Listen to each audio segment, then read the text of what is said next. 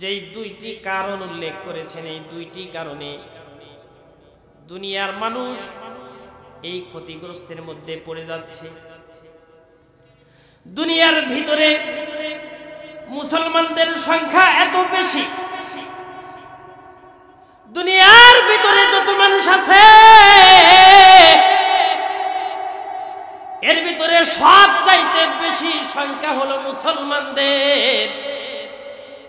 এরপরেও মুসলমানেরাই প্রতিদিন মার খাচ্ছে, মুসলমানেরাই লাঞ্ছিত হচ্ছে, মুসলমানেরাই অপমানিত হচ্ছে, মুসলমানেরাই নির্যাতিত হচ্ছে, মুসলমানেরাই নিষ্পেষিত হচ্ছে। মুসলমান এত বেশি হওয়ার পরেও মুসলমান ইমানদার এত বেশি হওয়ার পরেও কেন মুসলমানেরা মার খায়? মুসলমানেরা কেন লাঞ্ছিত? মুসলমানেরা কেন অপদস্থ? মুসলমানেরা কেন এত নির্যাতিত হচ্ছে?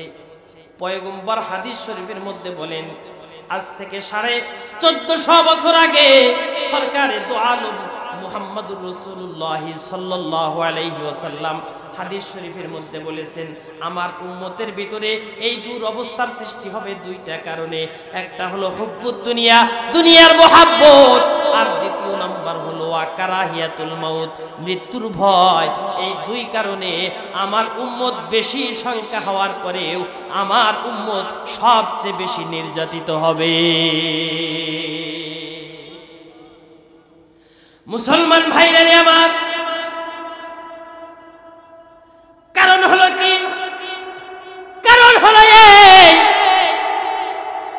আজকে আমরা আকৃতিগতভাবে মুসলমান, কিন্তু আমাদের ভিতরটা নষ্ট হয়ে গেছে, আমাদের ভিতরে ঈমান নাই, আমাদের ভিতরে ঈমানের কোনো পাওয়ার নাই। অথচ হযরতে সাহাবায়ে কেরাম রাদিয়াল্লাহু তাআলা আনহুম আলাইহিম আজমাইন, হযরতে সাহাবায়ে কেরামের ভিতরে এত এত ঈমান ছিল, সাহাবায়ে কেরামের ঈমানের পাওয়ার এত বেশি ছিল। একজন সাহাবী হযরতে ওমর ইবনুল খাত্তাব রাদিয়াল্লাহু তাআলা আনহু, হযরতে ওমর, ইনি কেমন সাহাবী ছিলেন যার সম্পর্কে আল্লাহর পয়গম্বর বলেন, লাউ কানা বাদি নাবিয়্যান লাকানা উমর, আমার পরে যদি কেউ নবী হইতো তাহলে ওমরই হইতো। বলেন সুবহানাল্লাহ। আমার পরে যদি আল্লাহ পাক কাউকে নবুয়ত দেয় তাহলে হযরতে ওমরকেই আল্লাহ পাক নবুয়ত দিত। হযরত ওমর সম্পর্কে আল্লাহর পয়গম্বর বলেন, এই ওমর, তুমি যেই রাস্তা দিয়ে যাও শয়তান ওই রাস্তা দিয়ে যায় না। মুসলমান ভাইরা রে আমার, এই হযরত ওমর ইবনুল খাত্তাব রাদিয়াল্লাহু তাআলা আনহু যখন ইসলামী বিশ্বের খলিফা হন, প্রেসিডেন্ট হন, এই প্রেসিডেন্ট তার ঈমানের পাওয়ার কত বেশি ছিল মুসলমান ভাইরা আমার। ওই সময়কার সুপার পাওয়ার ছিল দুইটা রাষ্ট্র। জোরে বলেন কয়টা রাষ্ট্র? দুইটা রাষ্ট্র ছিল সুপার পাওয়ার, পরাশক্তির অধিকারী। সবাই তাকে মেনে চলত, সবাই তাকে ভয় করত। দুইটা রাষ্ট্র, একটা ছিল রোম, আরেকটা ছিল পারস্য। এই রোম এবং পারস্য, এই দুইটা পরাশক্তি, এই দুইটা বিশাল সাম্রাজ্যের অধিকারী রাষ্ট্র ছিল। এই এত বিশাল সাম্রাজ্যের অধিকারী রাষ্ট্রের প্রেসিডেন্ট পর্যন্ত তাদের সেনাবাহিনীদেরকে বলে, এই সেনাবাহিনীরা শোনো, মদিনার ভিতরে নাকি একজন খলিফা নিযুক্ত হয়েছে, মুসলমানদের খলিফা, নাম হলো উমর। তাকে আমি জীবনেও কোনোদিন দেখি নাই, কিন্তু তার নাম শুনলে আমার শরীরের লোমগুলি দাঁড়ায়া যায়। বলেন আল্লাহু আকবার। দেখছেন তাদের ঈমানের পাওয়ার? তাকে জীবনে কোনোদিন দেখে নাই। রোমের সম্রাট, এই রোম সম্রাট বলতেছে যে হযরত ওমরকে আমি কোনোদিন দেখি নাই, কিন্তু কেমন জানি তার নাম শুনলে আমার শরীরের লোমগুলি দাঁড়িয়ে যায়। যাবে না কেন? যে ওমরকে দেখে শয়তানি অন্য রাস্তা দিয়ে যায়। আর পারস্যের, আর রোম আর পারস্যের রাষ্ট্রপতি আর প্রেসিডেন্ট, তাদের ঈমানের পাওয়ার কত ছিল। আজকে আমাদের ঈমানের পাওয়ার নাই। আমরা আন্দোলনে ঠিকই যাই, মিছিল মিটিং এ ঠিকই যাই, খালি যদি একটা ফাঁকা গুলির শব্দ শুনি লুঙ্গি থুইয়া দৌড়। কথা বলেন ঠিক না বেঠি? এই হলো আমাদের ইমানের পাওয়ার।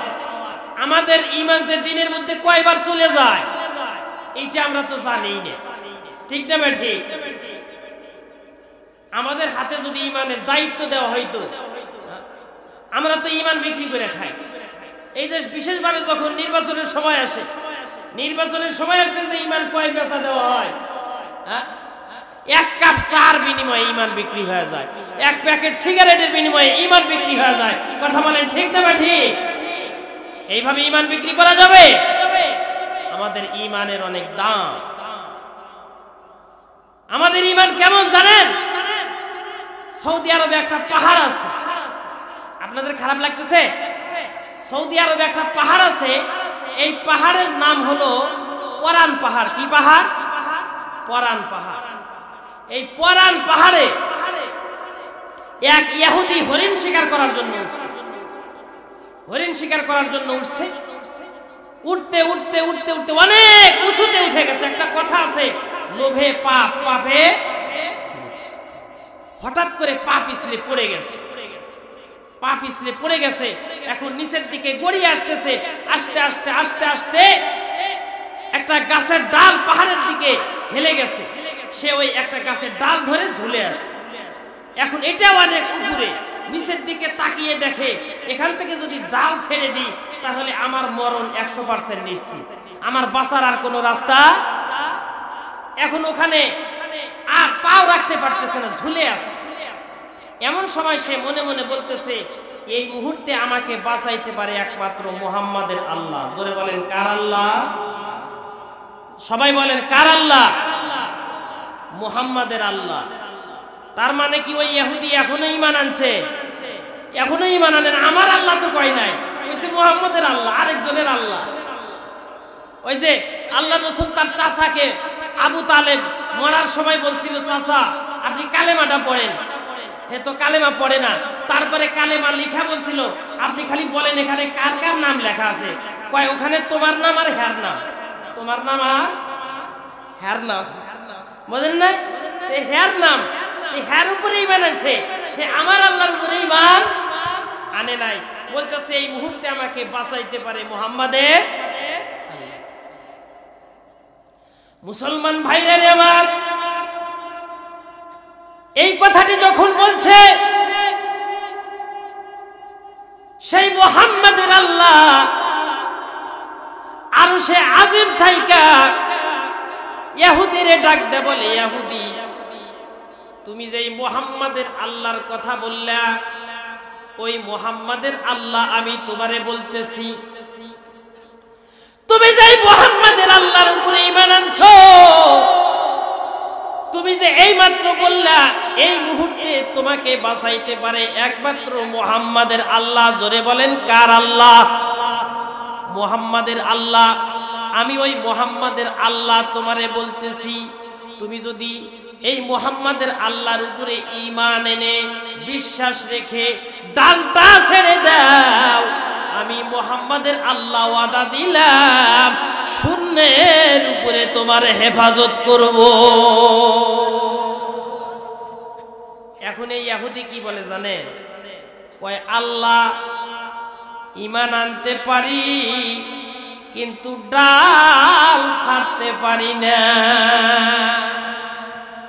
ঈমান আনলাম, ডাল ছাড়বো না, কারণ নিচের দিকে তাকায়া দেখতেছি এখনো 150 ফুট উপরে আছি।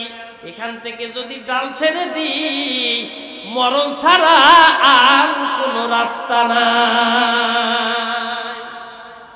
ঈমান আনছি, ডাল ছাড়বো না। আমাদের ঈমানের অবস্থাটা হলো এমন, ঈমান আনছি নামাজ পড়বো না। কথা বলেন ঠিক নেবে ঠিক? ঈমান আনছি নামাজ পড়বো না, ঈমান আনছি রোজা রাখবো না, ঈমান আনছি হজ করবো না, ঈমান আনছি যাকাত দেব না, ঈমান আনছি পর্দা করব না, ঈমান আনছি মাহফিলে যাব না, ঈমান আনছি ভালো কথা শুনবো না, ঈমান আনছি আলেমদেরকে ভালোবাসবো না, ঈমান আনছি আলেমদের কথা শুনবো না, ঈমান আনছি কোরআন ভালো লাগে না, ঈমান আনছি হাদিস ভালো লাগে না, ঈমান আনছি দুনিয়া দিনের কথা ভালো লাগে না। ঈমান ঠিক আছে, দিল ঈমান ঠিক থাকলে নামাজ পড়া লাগে না। এই ধরনের এক শ্রেণীর মানুষদের বলেন বাংলাদেশে আছে না নাই? যদি বলা যায় নামাজ পড়েন না কে, কয় শরীয়তের মৌলবীরা যে নামাজ পড়ে, এই নামাজ পড়ার কথা আল্লাহ বলে নাই।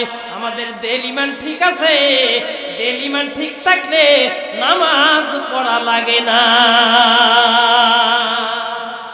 নাউজুবিল্লাহ কইলেন না? কি দিল ঈমান ঠিক? দিল ঈমান ঠিক নাই, ওর দিল ঈমানের ভিতরে এন্দুর হাইগে দিছে, ওর দিল ঈমানের ভিতরে হাঁস পায়খানা করছে, ওর দিল ঈমানের ভিতরে গরু মুইতে দিছে। এই কারণে ওর নামাজ ভালো লাগে না, এই কারণে ওর কোরআন ভালো লাগে না, এই কারণে ওর কি তেলাওয়াত ভালো লাগে না। মুসলমান ভাইরানি আমার, যার দিলটা মরে গেছে, যার দিলটা অন্তরটা মরে গেছে, ওর নামাজ ভালো লাগে না। কথা বলেন ঠিক কিনা? এই হলো আমাদের ঈমানের পাওয়ার, ঈমানের অবস্থা। অথচ সাহাবায়ে কেরামদের ঈমান কেমন ছিল বলবো? সাহাবায়ে কেরামদের ঈমানের কথা শুনবেন? আমি যে আয়াতে কারিমা আপনাদের সামনে তেলাওয়াত করেছি, এই আয়াতের মধ্যে আল্লাহ তাআলা ইরশাদ করেন, ইয়া আইয়ুহাল্লাযিনা আমানু, হে ঈমানদারেরা, ইত্তাকুল্লাহ, তোমরা আল্লাহকে ভয় করো। জোরে বলেন, কাকে? আল্লাহকে ভয় করো। আমানু শব্দ যখন কোরআনের ভিতরে আসে, মুফাসসিরিনে কেরাম এই আমানু শব্দটাকে তিন ভাগে ভাগ করে। কয় ভাগে? তিন ভাগে ভাগ করে। এক নাম্বার হলো, অর্থাৎ তার মানে হলো ঈমানদার তিন প্রকার। কয় প্রকার? তিন প্রকার। এক নাম্বার ঈমানদার হলো নবী আলাইহিস সালামগণ, যাদের ঈমানের সাথে দুনিয়ার আর কোনো মানুষের ঈমানের তুলনা করা জায়েজ। নবীদের ঈমানের মতো আমাদের ঈমান হবে। দ্বিতীয় নাম্বার হলো সাহাবায়ে কেরাম, হযরতে সাহাবায়ে কেরামের ঈমানের সাথে সাধারণ মুসলমানদের ঈমানের তুলনা করা এটা বেয়াদবি ছাড়া আর কিছু। তাদের ঈমানের সমপর্যায়ে আমরা যেতে পারবো না। আর আমাদের মতো যারা সাধারণ মানুষ, আমাদেরকে রাখছে তিন নম্বরে। কয় নম্বরে? যদিও তিন নম্বরে রাখছে, কিন্তু আমাদের ঈমানের যে অবস্থা, তাতে 3 কোটি নম্বরেও আমরা থাকার যোগ্যতা নাই। কথা বলেন ঠিক না ঠিক? যাই হোক, দ্বিতীয় নম্বরের ঈমানদার হলো হযরতে সাহাবায়ে কেরাম। সাহাবায়ে কেরামের ঈমান কেমন ছিল? একটি ঘটনা আপনাদের সামনে বলি। এই রোম সম্রাট অথবা পারস্য সম্রাট, এই দুই সম্রাটের এক সম্রাট তার সেনাবাহিনীদেরকে বলছে, তখন খেলাফতের জামান ছিল হযরত ওমর ইবনুল খাত্তাবের খেলাফতের জামানা। সীমান্ত হেফাজতের লড়াই চলতেছে। একদিকে মুসলমান সেনাবাহিনী, আরেকদিকে পারস্য অথবা রোম সম্রাটের সেনাবাহিনী। তবে পারস্যের সম্রাট তাদের সেনাবাহিনীদেরকে বলে দিয়েছে, এই সেনাবাহিনীরা, তোমাদের কাছে আমার একটা নির্দেশ থাকবে, তোমরা সব মুসলমানকে হত্যা করবে না, বরং তোমরা ছলে বলে কৌশলে কিছু মুসলমান সেনাবাহিনীদেরকে তোমরা গ্রেফতার করে সুস্থ অবস্থায় আমার কাছে নিয়ে আসবে। আমি শুনেছি তারা নাকি তাদের নবী মুহাম্মদের উপরে ঈমান এনেছে। আমি একটু তাদের ঈমানের পরীক্ষা করব, দেখব তাদের ঈমানের পাওয়ার কত, তাদের ঈমানের পরীক্ষা একটু আমি করব। এই জন্য মুসলমান যুবকদের, কিছু যুবক মুসলমানদেরকে ধরে আমার কাছে নিয়ে আসবা, আমি একটু তাদের ঈমানের পরীক্ষা নিব। জোরে বলেন, কিসের পরীক্ষা? ঈমানের পরীক্ষা। তো ঈমানের পরীক্ষা সাহাবায়ে কেরাম দিছে, আমাদের মনে হয় দেওয়া লাগবে না। আমরা পরীক্ষা ছাড়াই মনে হয় পাস করব নাকি? নাকি আমাদেরও ঈমানের পরীক্ষা দিতে হবে? আল্লাহ তাআলা পবিত্র কোরআনুল কারীমের সূরা আনকাবুতের 1 নম্বর আয়াতের মধ্যেই বলেন, কি বলেন? আলিফ লাম মিম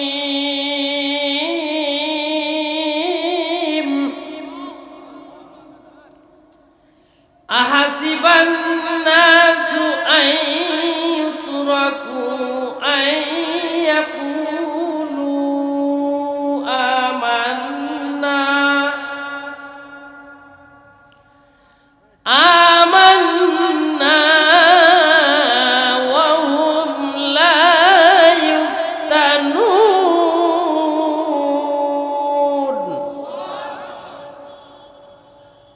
তাআলা ডাক দিয়ে বলেন, ইমানদারেরা কি মনে করছে, মানুষ কি মনে করছে, আহাসিবান নাস, মানুষ কি মনে করছে আইয়ুতরাকু, তাদেরকে ছেড়ে দেওয়া হবে, আইয়াকুলু আমান্না ওয়া হুম লা ইফতানুন, যে তারা শুধু এতটুকু কথা বলবে আমরা ঈমান আনছি, অথচ তাদের পরীক্ষা নেওয়া হবে না। তার মানে হলো ঈমানের পরীক্ষা নেওয়া ছাড়া আল্লাহ ছেড়ে দিবে, সবারই ঈমানের পরীক্ষা হবে। কথা বলেন ঠিক না বা ঠিক? এই যে যারা ওয়াদা দিছিল শেষ পর্যন্ত বসে থাকবে, এরা উঠে যাচ্ছে। আল্লাহু আকবার। মুসলমান ভাইরা আমার, তো বলছিলাম পারস্যের সেনাবাহিনীদেরকে নির্দেশ দেওয়া হয়েছে তোমরা কিছু মুসলমান যুবকদেরকে ধরে নিয়ে আসবে, তাদের ঈমানের পরীক্ষা নেওয়া হবে। পারস্যের সেনাবাহিনী কিছু মুসলমান সেনাবাহিনীদেরকে, যুবকদেরকে, সৈনিকদেরকে তারা গ্রেফতার করে পারস্যের সেনাবাহিনীর কাছে নিয়ে গেছে। 17 জন যুবক, জোরে বলেন কয়জন? 17 জন যুবক। এই 17 জন যুবককে যখন পারস্যের প্রেসিডেন্টের সামনে, রাজার সামনে রাখছে, তাদের চেহারার দিকে তাকায়া পারস্যের সেনাবাহিনী, পারস্যের প্রধান প্রেসিডেন্ট আশ্চর্য হয়ে গেছে, এত সুন্দর তাদের চেহারা। আসলেই যারা নামাজি হয়, যারা ইমানদার হয়, তাদের চেহারার ভিতরে একটা নূর থাকে। কথা বলেন ঠিক না বেঠি? ওরা যদি কাইলেও হয়, ওদের চেহারার ভিতরে একটা নূর থাকে, দেখলে একটু মায়া লাগে, আদর লাগে, মোহাব্বত লাগে, ভালোবাসা লাগে। আর যারা বেনামাজি হয়, ওরা যদি ফেয়ার লাভলিও লাগে, মানে মাখে দিনের মধ্যে 4-5টা, এরপরেও ওদের একজন যুবকের দিকে দেখায় বলে, ইনি হলেন আমাদের নেতা। বলে তার নাম কি?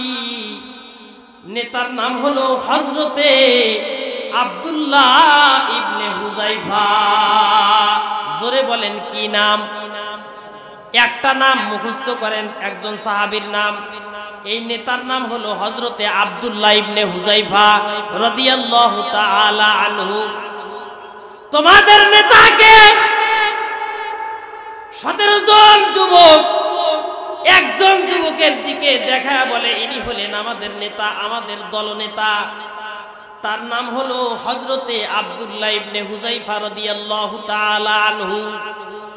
হযরতে আব্দুল্লাহ ইবনে হুযায়ফার চেহারাটা এই 17 জন যুবকের ভিতরে 17 জনের চাইতে আরো বেশি উজ্জ্বল এবং সুন্দর। বলেন সুবহানাল্লাহ।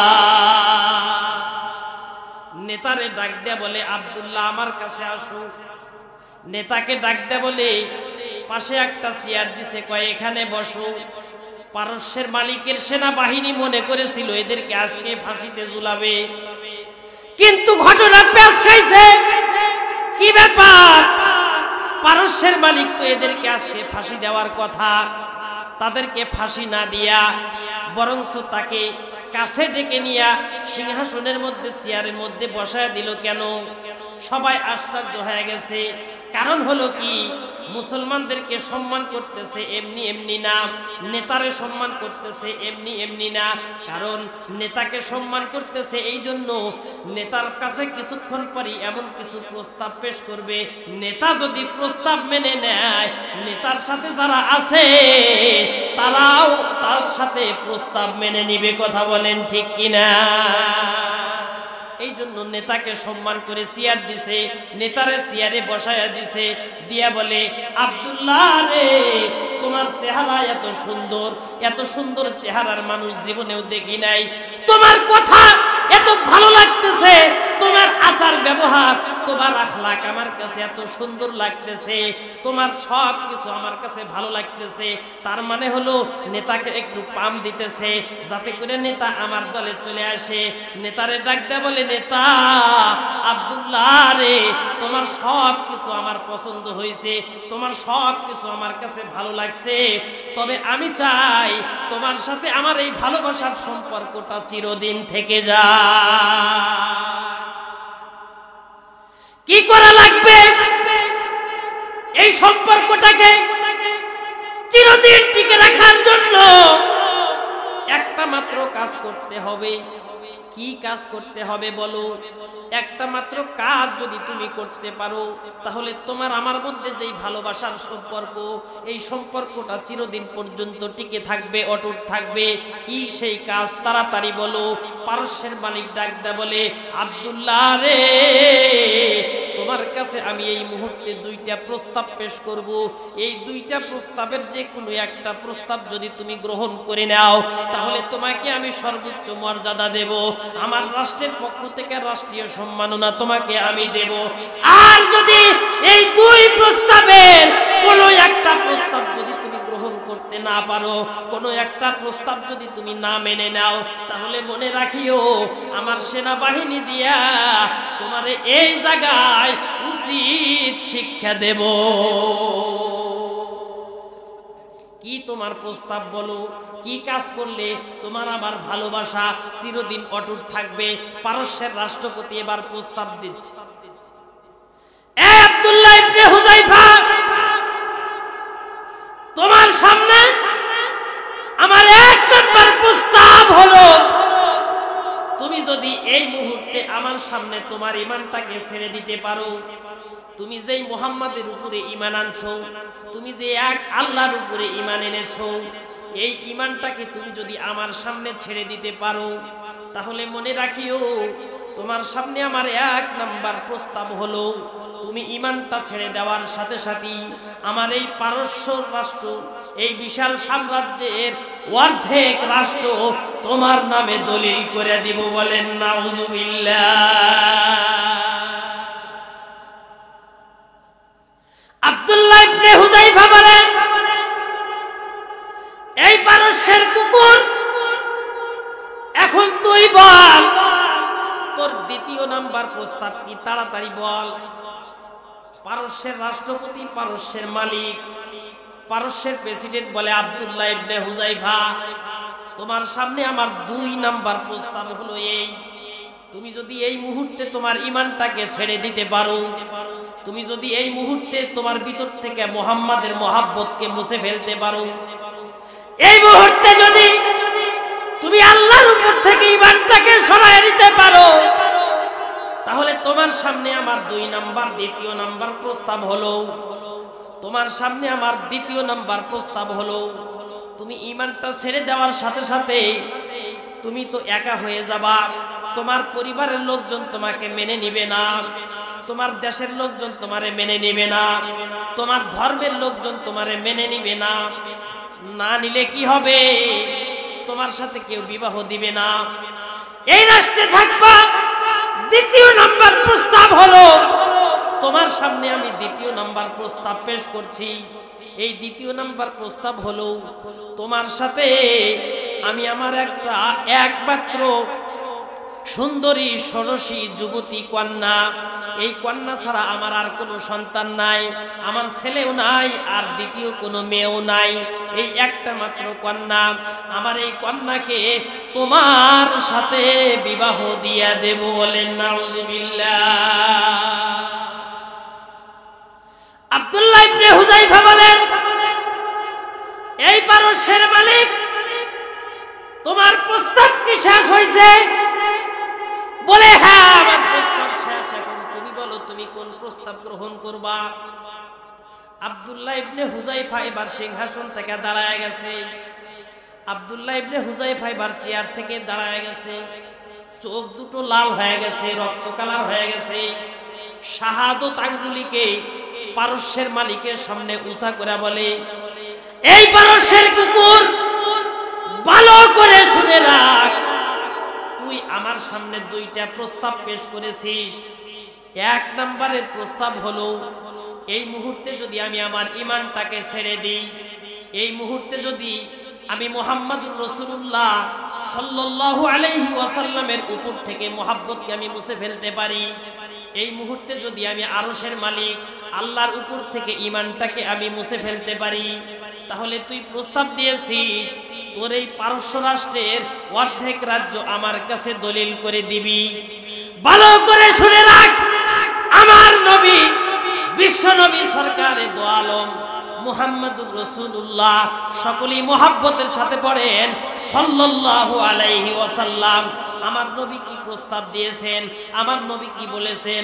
হাদিস শরীফের মধ্যে আমার নবী বলেন, আমার উম্মতের কোন উম্মত যদি সামান্য পরিমাণ ঈমান নিয়েও, সরিষার দানার সমপরিমাণ ঈমান নিয়েও জান্নাতে প্রবেশ করতে পারে, ওই ঈমানদারকে আল্লাহ পাক একটা দুইটা নয়, এই দুনিয়ার 10 দুনিয়া সমান জান্নাত দিবে। এই পারস্যের মালিক, এখন তুই বল, তোর প্রস্তাবের দাম বেশি নাকি আমার নবী মুহাম্মদুর রাসূলুল্লাহর প্রস্তাবের দাম বেশি?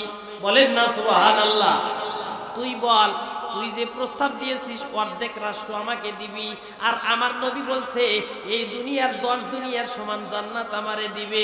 এখন তুই বল, তোর প্রস্তাবের দাম বেশি নাকি আমার নবী মুহাম্মদুর রাসূলুল্লাহর প্রস্তাবের দাম বেশি? ভালো করে শুনে রাখিস, মুসলমান ইমানদার যাদের ভিতরে ইমানের পাওয়ার আছে, আল্লাহ পাক ইমানের মহান দৌলত দিয়েছে, এই ধরনের ইমানদার মুসলমান কখনো এমন নগণ্য প্রস্তাব গ্রহণ করতে পারে না। বলেন আল্লাহু আকবার। এমন নগণ্য প্রস্তাব খবরদার কোন মুসলমান ইমানদারদের সামনে পেশ করবি না। তুই দ্বিতীয় নাম্বারের প্রস্তাব আমার সামনে পেশ করেছিস, দ্বিতীয় নাম্বারের প্রস্তাব তুই আমার সামনে দিয়েছিস। তৃতীয় নাম্বার প্রস্তাব হলো, আমি যদি এই মুহূর্তে আমার ঈমানটাকে ছেড়ে দিতে পারি, আমি যদি এই মুহূর্তে আরশের মালিক আল্লাহ পাকের উপর থেকে আস্থা বিশ্বাসকে উঠায় নিতে পারি, এই মুহূর্তে যদি মুহাম্মদুর রাসূলুল্লাহর প্রতি আমার যেই ভালোবাসা আছে এই ভালোবাসা থেকে আমি দূরে সরে যেতে পারি, তুই বলেছিস আমার সাথে তোর একমাত্র সরসী যুবতী সুন্দরী কন্যাকে আমার সাথে বিবাহ দিবি বলে। হ্যাঁ, ভালো করে শুনে রাখ, আমার নবী কি বলছে। আমার নবী বিশ্ব নবী মুহাম্মদুর রাসূলুল্লাহ সাল্লাল্লাহু আলাইহি ওয়াসাল্লাম হাদিস শরীফের মধ্যে বলেন, আমার উম্মতের কোন উম্মত যদি সরিষার দানার সমপরিমাণ ঈমান নিয়েও জান্নাতে প্রবেশ করতে পারে রে, আমার ওই উম্মতকে একটা দুইটা নয় ৭২টা হুর তাকে দান করবে। বলেন সুবহানাল্লাহ। এক একটা হুর এত সুন্দর হবে যে হুর সম্পর্কে আল্লাহর পয়গম্বর হাদিসের মধ্যে বলেন যে একটা হুর যদি জান্নাত থেকে থুতু নিক্ষেপ করে দুনিয়ার দিকে, দুনিয়ার জমিনে যদি থুতু নিক্ষেপ করে, এই থুতুর সুঘ্রাণে পুরা দুনিয়াটা সুঘ্রাণময় হয়ে যাবে। বলেন সুবহানাল্লাহ। এই পারস্যের মালিক, এখন তুই বল, তোর প্রস্তাবের দাম বেশি নাকি আমার নবী মুহাম্মদুর রাসূলুল্লাহর প্রস্তাবের দাম বেশি? ভালো করে শুনে রাখ, মুসলমান ইমানদার কখনো এত ছোট প্রস্তাব গ্রহণ করতে পারে না। মুসলমান ইমানের পরিবর্তে জীবন দিতে পারে, কিন্তু জীবন বাঁচানোর জন্য ইমান বিক্রি করতে পারে না। পারস্যের মালিক খেপে গেছে, ডাকতে বলে, আব্দুল্লাহ, তোমার এত বড় সাহস, পুরা দুনিয়া আমারে দেখে ভয় পায়, পুরা দুনিয়া আমার নাম শুনলে থরথর করে কাঁপে, আর তুমি আমার সামনে আঙ্গুল উঁচা করে কথা বলো, তোমার এত বড় সাহস।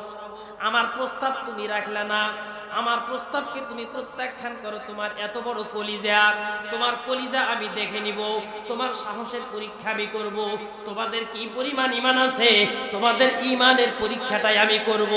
তোমাদেরকে এই ঈমানের পরীক্ষা করার জন্য আমি তোমাদেরকে জীবিত অবস্থায় ধরে আনছি। আব্দুল্লাহ, এই সেনাবাহিনী, এই পুলিশ বাহিনী কোথায়? তাড়াতাড়ি চলে আসো, এই 17 জনকে জেলের মধ্যে ঢুকাও, এদেরকে বন্দী করো, এদেরকে জেলখানায় নিয়ে যাও।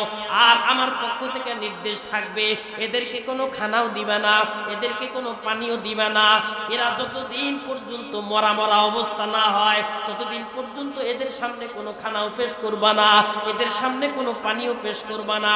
আর পারস্যের মালিক ডাকতে ডাক্তার নির্ধারণ করছে, ডাক্তার নিযুক্ত করে রাখছে, ডাক্তারকে বলে দিছে, ও ডাক্তার মাঝে মাঝে যাবা জেলখানার মধ্যে, এই মুসলমান যুবকদের শারীরিক পরীক্ষা করবা, শারীরিক চেক আপ করবা এবং দেখবা এরা কি পরিমাণ তাজা আছে।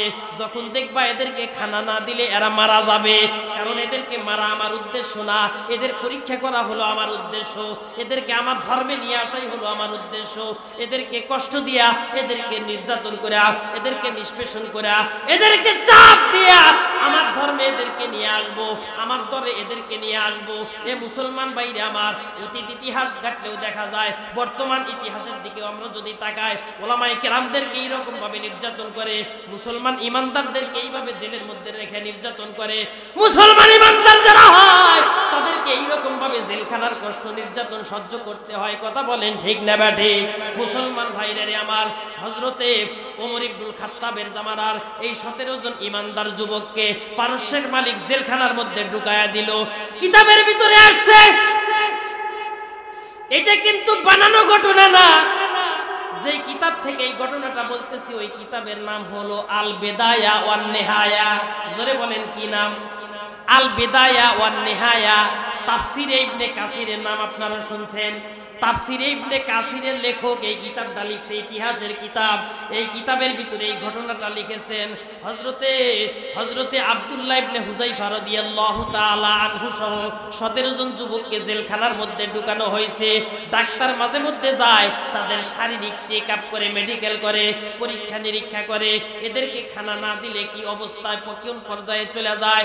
মুসলমান ভাইরা রে আমার, হঠাৎ করে একদিন ডাক্তার তাদের শারীরিক চেক আপ করার পরে পারস্যের মালিকের কাছে গিয়া বলে, পারস্যের মালিক রে, তাদের অবস্থাটা বড় মারাত্মক হয়ে গেছে, বড় নাজুক হয়ে গেছে। এই মুহূর্তে যদি তাদেরকে খানা না দেওয়া হয়, এই মুহূর্তে যদি তাদেরকে পানি না দেওয়া হয়, তাহলে এরা না খেয়ে মারা যাবে। কারণ হলো কি?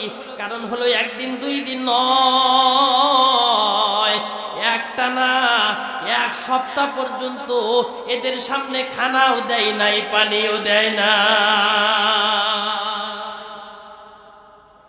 এত নির্যাতন করছে, এত কষ্ট করছে। সাহাবায়ে কেরামের এই কষ্টের বিনিময়ে আজকে ইসলাম আমাদের মাঝে আসছে। এই জন্য ইসলামের প্রতি আমাদের কোনো দরদ নাই। আমরা হেলাই খেলাই কাটায়া দিতেছি, আমাদের জীবনটাকে নষ্ট করতেছি। তারা কত কষ্ট করছে, নির্যাতন সহ্য করছে। নবী পর্যন্ত উহুদের ময়দানে দান মুবারক শহীদ করে দিছে। নবী পর্যন্ত তায়েফের ময়দানে তায়েফবাসীর নির্যাতন সহ্য করছে। মুসলমান ভাইরা আমার, নবীর তায়েফের কষ্ট দেখা ওই দিন আসমানের সব ফেরেশতারা কান্দিছে। এত কষ্টের দিন আমাদের মাঝে উপস্থিত। আজকে এই দিনকে দুনিয়া থেকে নিশ্চিহ্ন করার জন্য বিশ্বব্যাপী এক ষড়যন্ত্র এবং চক্রান্ত চলতেছে। কথা বলেন ঠিক না ব্যাঠিক? মুসলমান ভাইরা আমার, কিন্তু যুবক ভাইরা আমার, তোমরা সতর্ক থাকবা, তোমরা সাবধান থাকবা এবং প্রতিজ্ঞা করবা, আমাদের শরীরে এক বিন্দু রক্ত থাকা পর্যন্ত ইসলামের এক চুল পরিমাণ ক্ষতি আমরা হতে দেব না। মুসলমান ভাইরা আমার, আব্দুল্লাহ ইবনে হুযাইফা সহ 17 জন যুবককে 1 সপ্তাহ পর্যন্ত 1 ফোঁটা পানিও দেয় নাই, 1 প্লেট খাদ্যও দেয় নাই। এত কষ্ট তাদেরকে দিছে, এত নির্যাতন তাদের উপরে চালাইছে।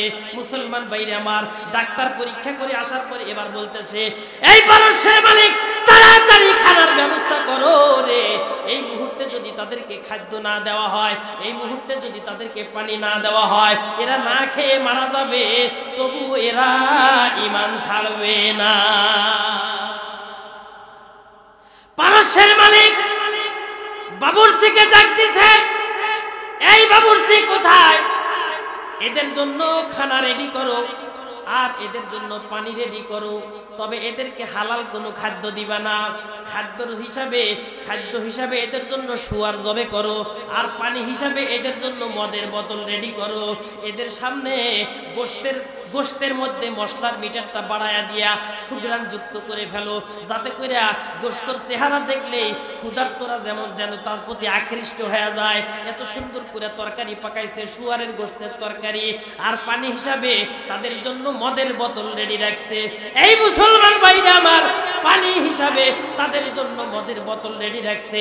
বাবুর্চিকে নির্দেশ দেওয়া হইল, এই খানাগুলো তাদের সামনে পেশ করবা, এই মদের বোতলগুলো তাদের সামনে পেশ করবা, আর বলে দিবে আব্দুল্লাহ রে, এই যে তোমার সামনে খানা রাখা হলো, তবে মনে রাখিও এই প্লেটের ভিতরে যে গোশতগুলো রাখা আছে এইটা কিন্তু গরুর গোশত না, এইটা কিন্তু খাসির গোশত না, এইগুলো হলো শুয়ারের গোশত।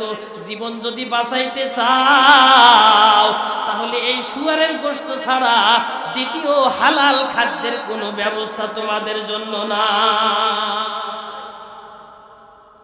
জীবন যদি বাঁচাইতে চাও, এই যে তোমাদের সামনে পানির পরিবর্তে মদের বোতল রেডি রাখা আছে, জীবন যদি বাঁচাইতে চাও, যদি পানির পিপাসায় ছটফট করে মরতে না চাও, তাহলে এই যে মদের মদ পান করবা, মদের বোতল তোমাদের জন্য রাখা আছে। মুসলমান ভাইরারে আমার, হযরতে আব্দুল্লাহ ইবনে হুযায়ফা সহ 17 জন ইমানদার যুবকের সামনে যখন এই হারাম খাদ্যগুলি পেশ করা হয়েছে, কি অবস্থা তাদের হয়েছে? আমরা যদি হইতাম আমাদের কি অবস্থা হইতো কখনই কি চিন্তা করছেন?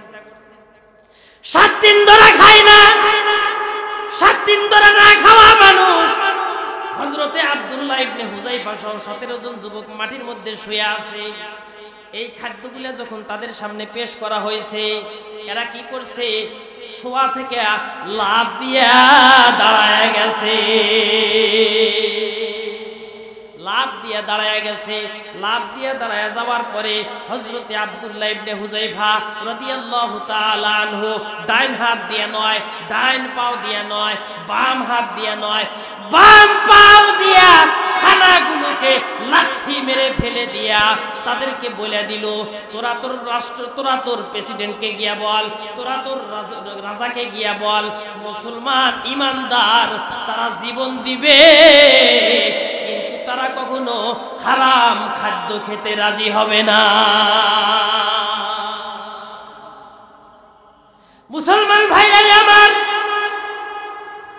হযরতে আব্দুল্লাহ ইবনে হুযায়ফা রাদিয়াল্লাহু তাআলা আনহু উনি কি করলেন?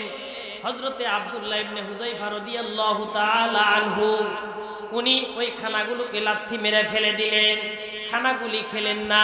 এই খবরটা যখন পারস্যের প্রেসিডেন্টের কাছে গেছে, পারস্যের রাজা আরো খেপে গেছে, কি ব্যাপার, আমার পক্ষ থেকে দেওয়া খাদ্য এরা লাথি মেরে ফেলে দেয়, এদের এত বড় সাহস, এদেরকে কঠিন শাস্তি দিতে হবে, এদেরকে আমার সামনে হাজির করো। পারস্যের মালিকের সামনে এই 17 জন যুবককে হাজির করা হয়েছে। 17 জন যুবককে হাজির করার পরে পারস্যের মালিক এবার আব্দুল্লাহ ইবনে হুযায়ফাকে আবারও নরম কণ্ঠে বলে, আব্দুল্লাহ ইবনে হুযায়ফা রে, ভালো করে শুনে রাখো, এখনো পর্যন্ত যদি তুমি কি করো, এখনো পর্যন্ত সময় আছে।